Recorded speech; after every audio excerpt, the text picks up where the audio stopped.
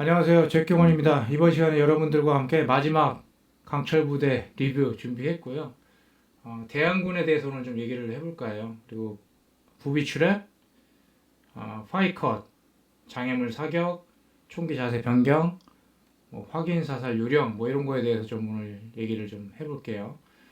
강철부대 자체가 이제 예능 프로그램이다 보니까 대항군들의 어떤 복장도 확연히 표시가 나는 주황색이었고 전술적인 지식이 많이 없는 인원들을 활용하다 보니까 이제 재미가 좀 덜 했던 부분도 분명히 있습니다.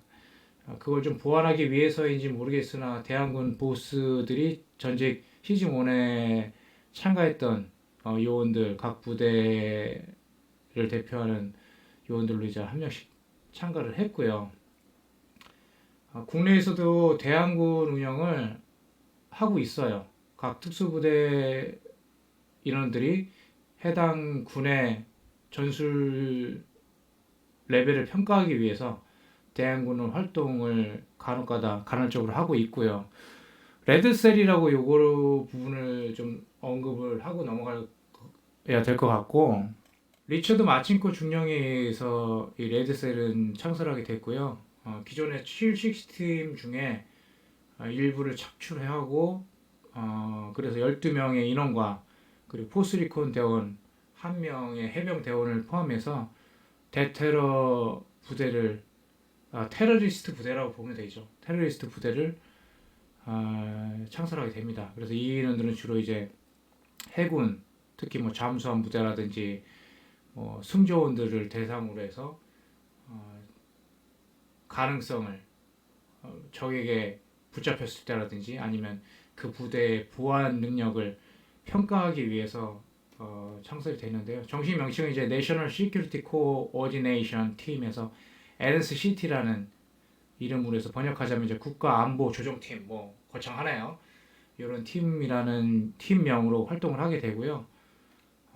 여러 가지 아무래도 상부 지휘부에서는 좋지 않게 볼 수밖에 없는 게 본인들 어떤 치부가 자꾸 드러나다 보니까 결국에는 지휘관의 어떤 그 횡령 문제라든지 여러 가지 문제가 돌출이 돼서 부대가 소멸하게 됩니다. 안타깝죠. 하지만 이제 레드셀이라는 그런 그 브랜드 자체가 아직까지도 명맥이 이어지고 있고요. 대항군의 그런 인지도는 중요하고 우리한테 꼭 필요한 어떤 존재라는 걸 한번 말씀드리고 싶고, 자, 이 장면에서 최용준 대원이 항상 격실이 들어갈 때는 부채꼴 모양으로 이제 들어가게 되죠. 일명 이제 이걸 파이컷이라고 하는데, 왜 파이컷이냐? 미국을 대표하는 음식이라고 볼 수도 있는데요.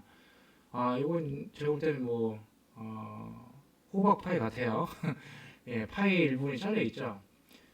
요 중심에 적이 있다고 판단하고 요 라인 선상에 지금 최용준 대원이 서 있습니다. 그 최용준 대원이 조금씩 이 파일을 자르듯이 이동을 하면서 이 적의 본인의 위치를 은폐은폐한 상태에서 적을 사살하는 방법을 이제 파이컷이라고 하는데, 조금씩 이제 본인도 보이고 적도 보이기 때문에 본인이 최대한 노출을 피하기 위해서 조금씩 이동을 하는 거예요. 그러면서 내가 조준선 정렬이 됐을 때 정확하게 먼저 사격을 하는 그러한 사격 방법을 파이컷이라고 하는데, CQB-CQC에서는 없을 수가 없는 꼭 들어가는 필수 메뉴라고 보시면 됩니다. 그래서 파이컷은 그렇게 이해하시면 될 것 같고요. 자, 보스와의 교전이 시작됐죠. 바리케이드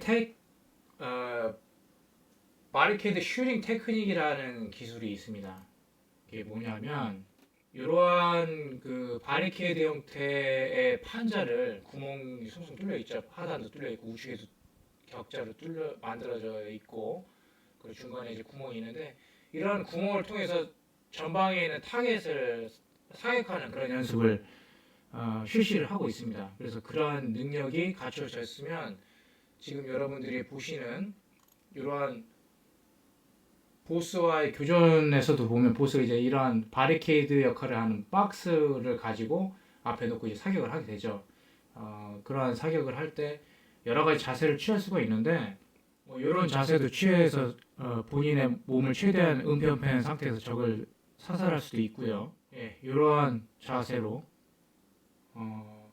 보스들이 이렇게 지면에 누워서 사격은 안 했더라고요. 하지만 이러한 자세도 충분히 활용해서 할 수 있다라고 말씀드릴 수 있을 것 같고, 만약에 저라면은 박스를 조금씩 전진하면서 사격을 하지 않았을까라는 생각이 좀 드네요. 바리케이드 슈팅 테크닉은 그 정도로 정리 좀 해드리고요. 다음으로 이제 부비 트랩을 좀 설명을 드릴게요. 자, 여러분들이 이제 부비 트랩을 처음 들으신 분들도 계실 건데, 부비 트랩은 일단 두 가지 방식이 있습니다. 압력식과 압력 해제식. 지금 영상에서는 그냥 절단하는 걸로 해서 부비 트랩을 해제했다라고 하지만, 보통 부비 트랩은 이렇게 설치를 하죠. 뭐 수리탄 또는 그 성광탄을 이쪽에 설치를 하고 안전핀에 인계철선을 연결한 상태에서 한 요원이 이쪽을 모르고 지나갔을 때 압력이 해제되면서 이 핀이 빠져서 탄이 터지거나 아니면 이 탄이 성광탄 같은 경우는 주위를 어둠 속에서 환하게 비춰줘서 아측이 적이 어디에 있는지를 확인하면서 사살할 수 있는 그런 조건을 만드는 걸 부비 트랩이라고 하죠. 지금 러시아 우크라이나 사태에서도 보면 러시아 의원들이 철수할 때 뭐 세탁기에 부비 트랩 설치하는 경우도 있고, 뭐 시체 밑에 이제 부비 트랩 설치를 하거나, 뭐 강아지 같은 죽은 사체에도 설치를 해서 그 사체를 치울 때 부비 트랩이 터져서 아군이 피해를 입는 그런 사례도 볼 수 있는데요. 이 부비 트랩은 지식이 있다면 예방할 수 있지만 지식이 없다면 상당히 측에 큰 타격을 주고, 또 사망자가 발생하지 않더라도 부상자가 중경상자가 발생함으로 해서 그 중경상자를 복귀시켜야 되는 추가 인원이 또 발생합니다. 그러면서 전투력이 다운되는 거거든요. 그런 목적으로 해서 적들은 이제 VH를 설치를 하고 있습니다. 자, 연구소 내부 진입하는 과정에서 최용준 대원이 총기 자세를 우측에서 좌측으로 변경하죠. 우측의 좌측을 변경하는 이유는 항상 오른손잡이라고 오른쪽만 쏠 수 있는 상황이 안 돼요. 지금 이 상황에서도 지금 이 문 코너 좌측에 적이 있는 상태에서는 좌측으로 사격을 해야 되는 거죠. 그래서 그러한 경우에는 어떻게 하느냐, 이와 같이 오른손잡이 기준에서는 오른손으로 사격을 합니다. 이와 같이 왼손잡이 기준에서는 왼손으로 사격을 하죠. 하지만 이제 지금 이러한 상황에서는 왼쪽 견착을 한 상태에서 왼손으로 사격을 하거나, 아니면 내가 왼손으로는 자신이 없다, 많이 숙달이 안 되어 있다 하면 왼손으로 견착은 왼쪽 어깨에 하되 오른손으로 사격을 합니다. 그러한 자세로 해서 지금 최용준 대원은 왼손으로 사격을 했지만 숙달이 안 된 인원들은 그러한 방법으로 해서도 총기 변환을 주어서 본인이 원하는 위치에서 사격을 하게 되는 거죠. 자, 특전사 요원들이 잘 하고 있는 부분인데 그게 뭘까요? 방금 보셨죠? 발로 해서 총기를 밀어버리죠. 실전 상황에서도 저렇게 총기를 밀어서 적들이 다시 응사 사격을 못하도록 함과 동시에 확인 사살까지 합니다. 그래서 확인 사살은 왜 안 했는지는 모르겠으나 이제 총기를 저와 같이 밀어주면서 확인 사살까지 해서 더 이상 저항하지 못하도록 한 상태에서 본인의 임무, 폭발물을 찾는다든가 아니면 추가적인 수색을 한다든가라는 방법으로 진행을 하죠. 그래서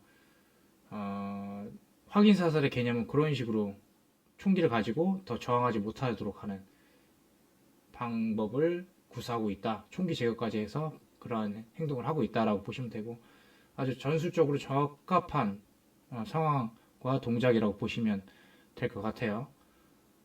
자, 대망의 강철 부대 리뷰를 오늘로 마치고, 저도 좀 많이 아쉽네요. 많이 아쉽고, 추가적으로 시즌 3에서는 좀 더 업그레이드된 강철 부대를 기대해 보면서 오늘을 리뷰로 마무리 짓겠습니다. 감사합니다.